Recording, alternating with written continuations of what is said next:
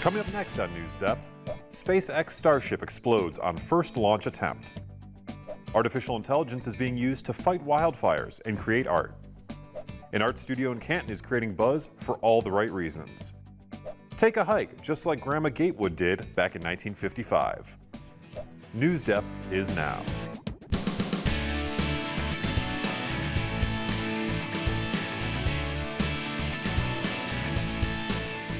The most powerful rocket ever built faced its biggest test yet, but it did not go as expected. Hello everybody, I'm Drew Mazius, in for Rick Jackson. Thanks for joining us. SpaceX's Starship was designed to transport cargo and people to the moon, and potentially even to Mars.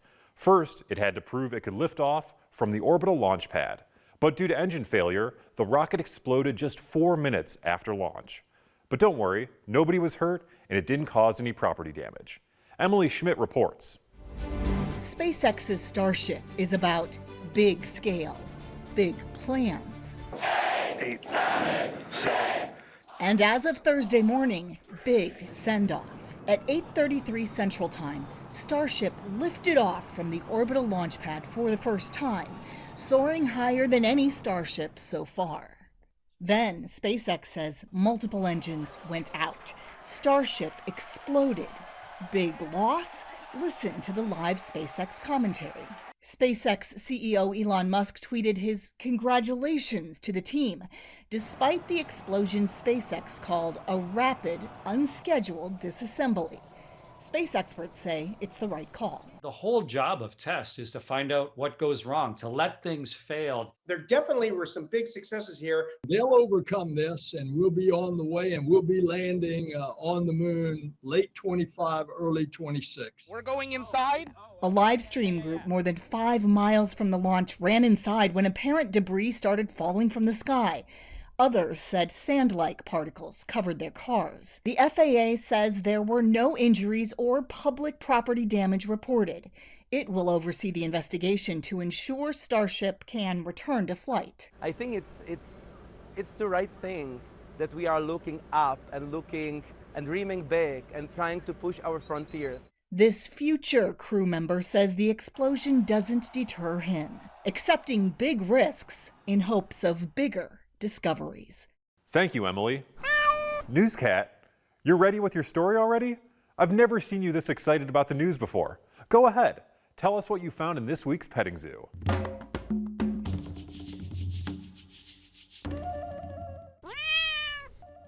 Going old school, listening to the latest on the radio, Newscat? And she's off. Boy, is it me or does she seem faster this week?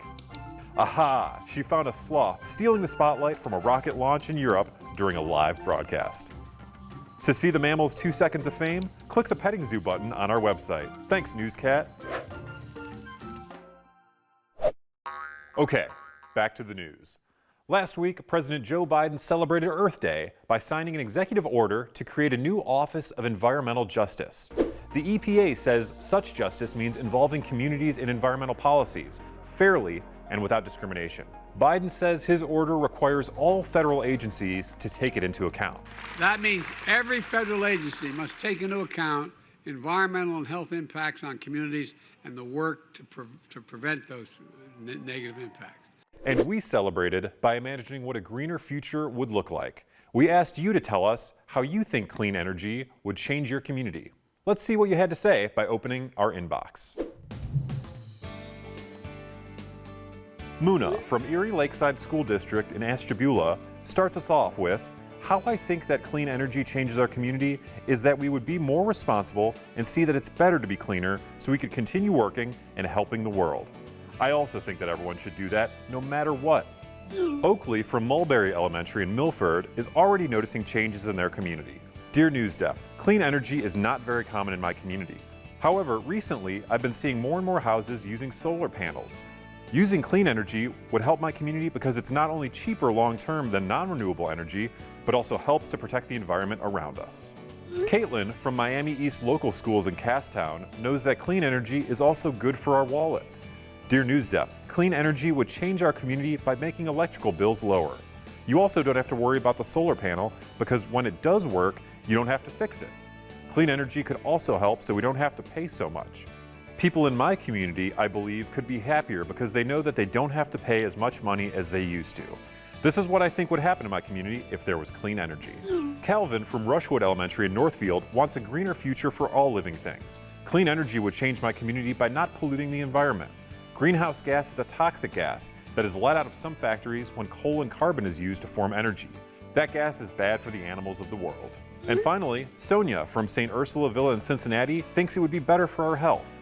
Dear NewsDepth, if there would be less air pollution that comes from factories and cars, then the air would be better to breathe and the sky would be more clear. Water pollution is bad for animals that live in the ocean, so if we use energy carefully and responsibly, then we can live happily on the earth. That is how clean energy can help the community. Thanks to everyone who wrote in this week. It really helped paint a greener future for us. Pacific Gas and Electric Company has partnered up with the X Prize Foundation to sponsor a contest to create technology that can fight wildfires with artificial intelligence.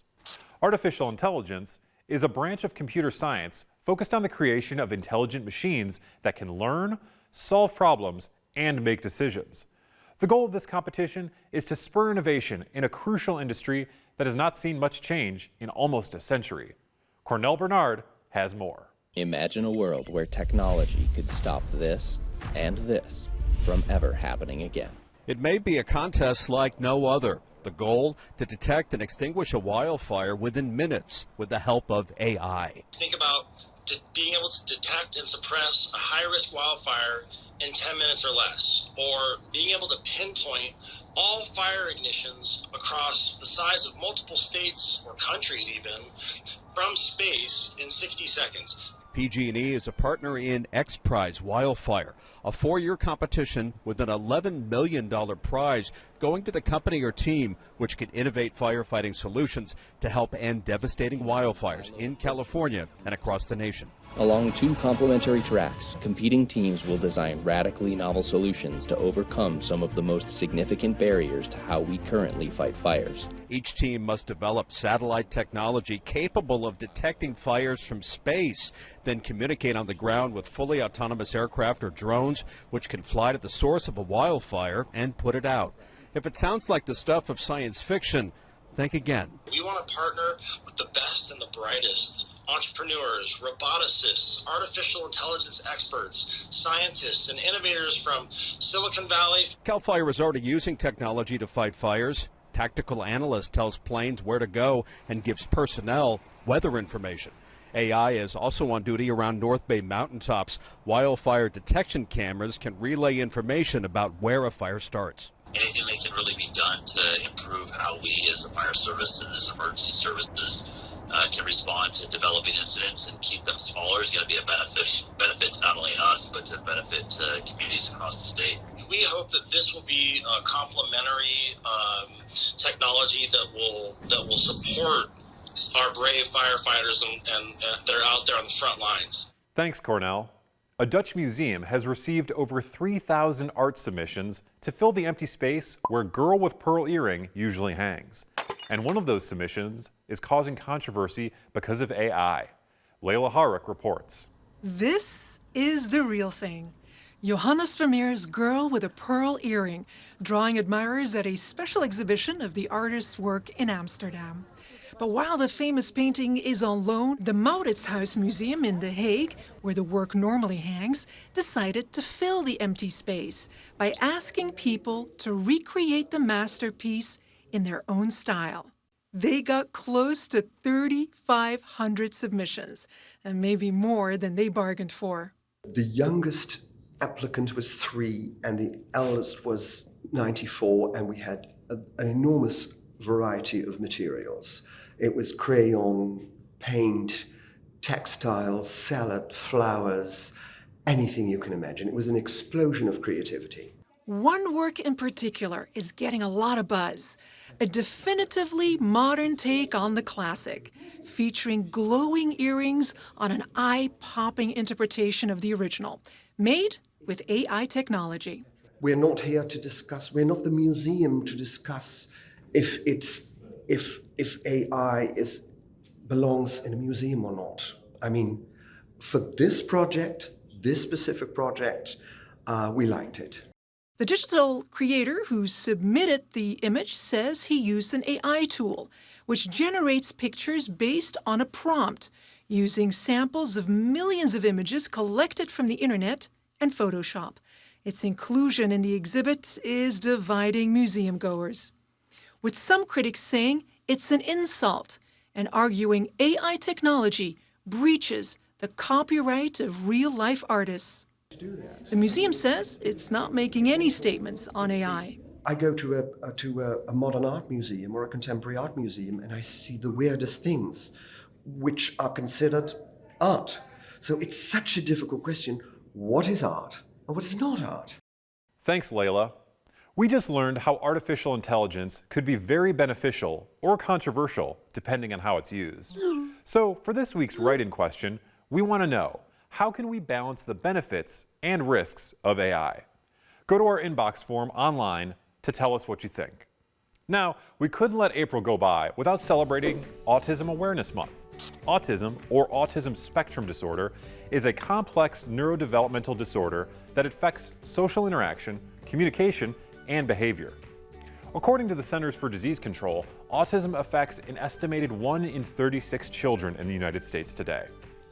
Autism Awareness Month is observed in April to promote greater understanding and acceptance of individuals with autism. During Autism Awareness Month, many organizations and individuals hold events and awareness campaigns. But there is one art studio in Canton that celebrates individuals' neurological and physical diversity year-round. And that is just where we are headed for this week's Sketchbook. Since opening its doors in 2017, Silo Art Studio has welcomed adults with disabilities to grow their artistic talents, learn new techniques, and build relationships with the community. Check it out.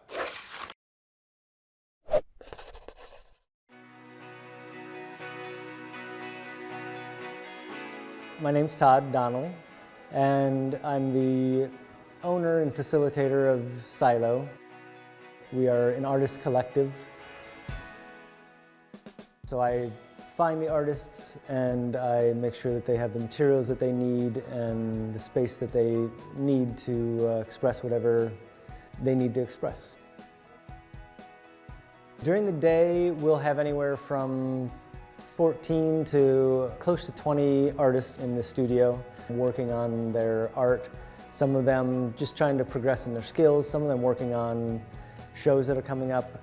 They all kind of have their lane, if you will, and we do try to push people to explore a little bit outside of their lane, but they also have really interesting ways of expressing themselves. And there's guys here who do horror masks, and really high-end looking horror masks. I do horror masks and horror-themed items. This is the first one I've ever done. It's sentimental value.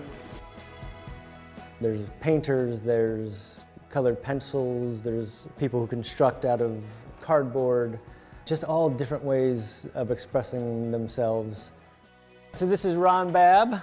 Ron does a lot of Western scenes, very colorful Western scenes. One of our big things that we try to do is to introduce them to other artists. You know, they have a real drive to be artists. This is what they want to do. This is what they spend their time doing, is their expressions. And so the idea is to help connect them to the larger art world. This is my watercolor friendship around the world. So I watercolor painted some girls in the earth with a red heart shape on it, so that everyone would see my beautiful art creation. I do digital work. I also color pencil and marker. Silo is a great place. It's different. I've been with many places similar like this, and Silo is I love it here. You know, you can be yourself. You can do whatever you want.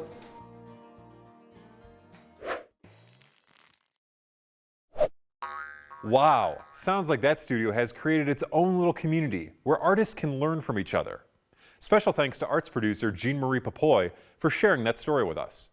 It's important to promote awareness and understanding of autism to ensure that individuals with autism are not discriminated against and are given the same opportunities as others to succeed and thrive.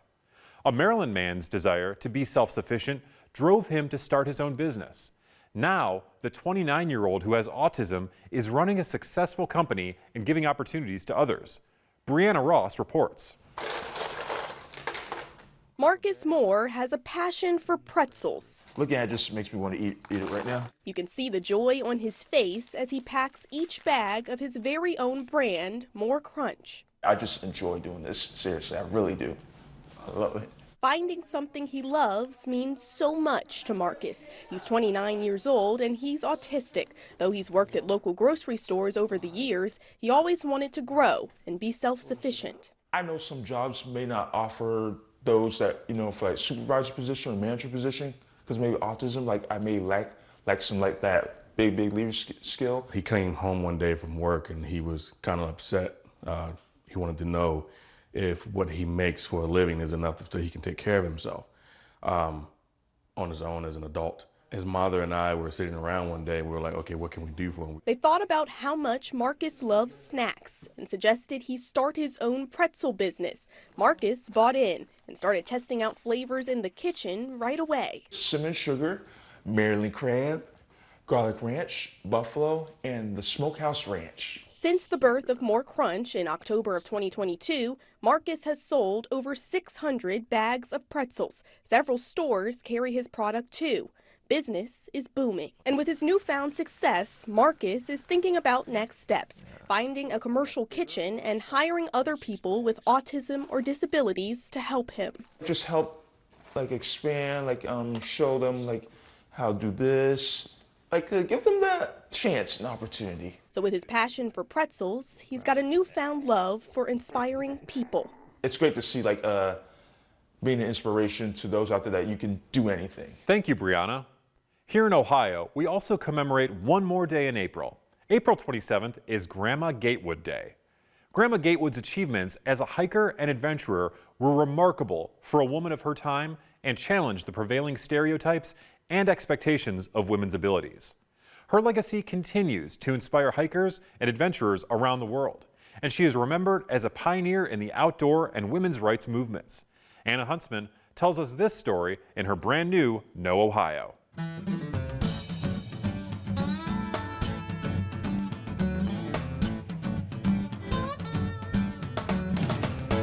There's a first for everything, and this determined Grandma made history by being the first woman to hike the entire Appalachian Trail. Her name is Emma Gatewood, but is most famously known as Grandma Gatewood. Grandma Gatewood was born October 25, 1887 in Gallia County in southeastern Ohio. She grew up working on her family's farm. She was married, divorced, had 11 children, and 23 grandchildren. But one morning in 1953, when she was 65 years old, she read an article on National Geographic, and she decided she felt like going on a hike. She was going on a 2,190-mile-long hike on the Appalachian Trail. The National Geographic article she read talked about the first man to through hike the Appalachian Trail, which stretches from Georgia to Maine. But Grandma Gatewood saw this as a challenge. She said, if a man can do it, so can I. Hikers who travel through the entire trail in one season are known as through hikers. Because of the rough terrain, changing weather, possible injuries, and the months it takes to complete, most people who attempt it don't finish. Grandma Gatewood's first attempt to complete the trail in 1953 ended because she broke her glasses and had to be rescued after getting lost. But that didn't stop her. Just 2 years later, in 1955, she tried again. And on September 25, 1955, she became the first woman ever to complete the trail on her own. She was known as a pioneer in long-distance hiking. So what did Grandma Gatewood bring with her on the trail?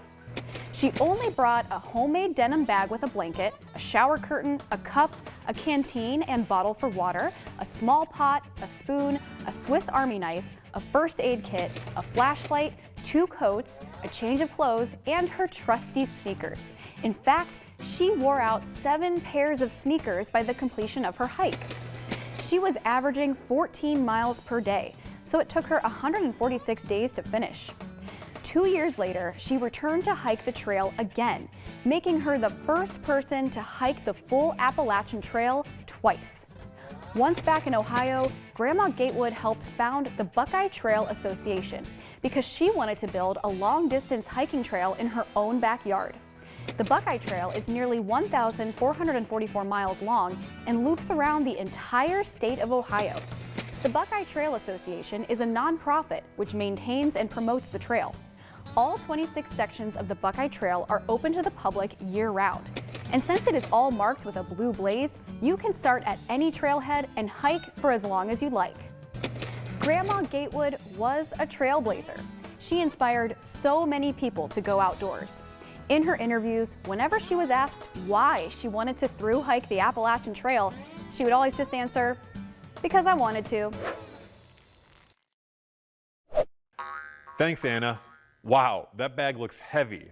You probably want to put that down now, unless you remember this next club.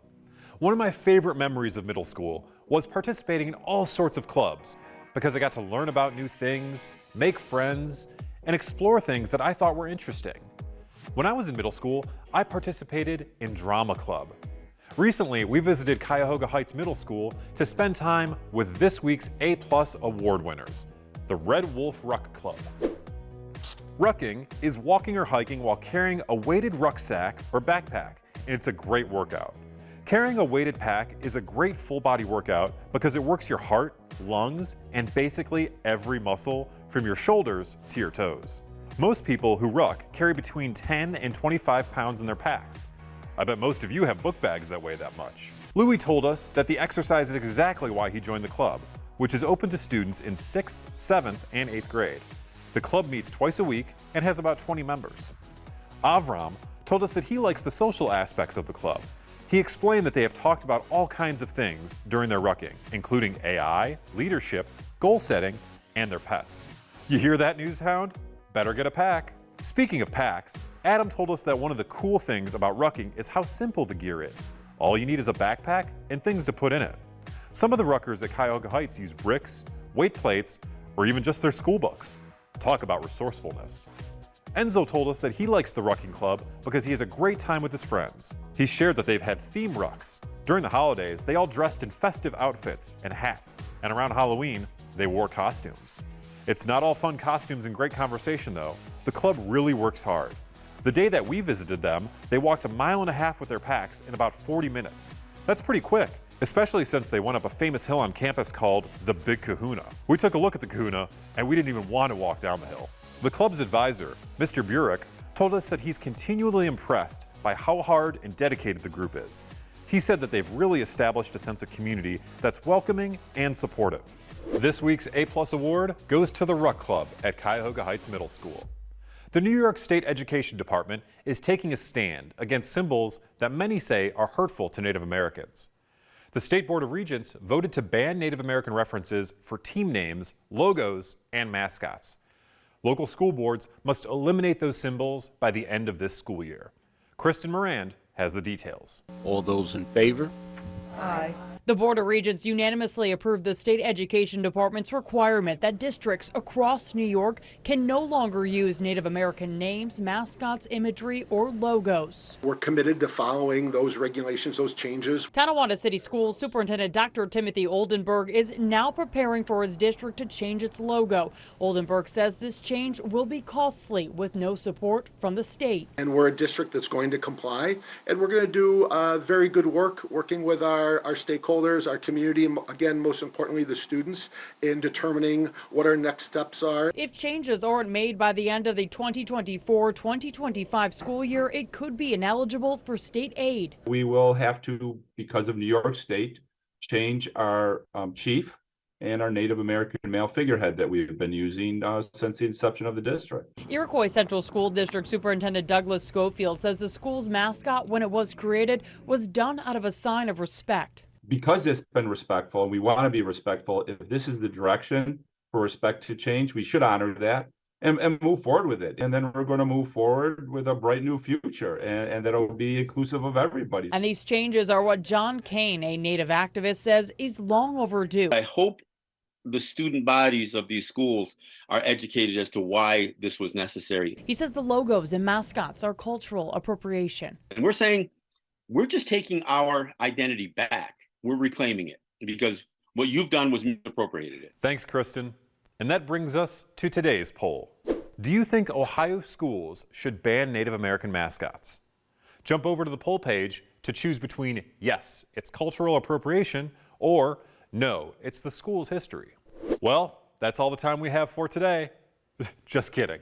We still got to share the poll results from last week. Did you really think I'd forget? Last week, we asked you where you stand on the book ban debate. 61% of you said no, because no one can say what everyone is allowed to read or not read, while 39% of you voted yes, because some books are not appropriate. Okay, we are actually out of time for today's episode. We only have a few episodes left before summer break, so make sure you stay tuned. And remember, we want to hear from you, and there are plenty of ways for you to stay in touch with us. You can write to us. We're at 1375 Euclid Avenue, Cleveland, Ohio. Our zip code here is 44115. You can also email us at newsdepth@ideastream.org. Or you can tweet us. Our handle is @NewsDepthOhio. Thanks for joining us. I'm Drew Mazius. We'll see you right back here next week.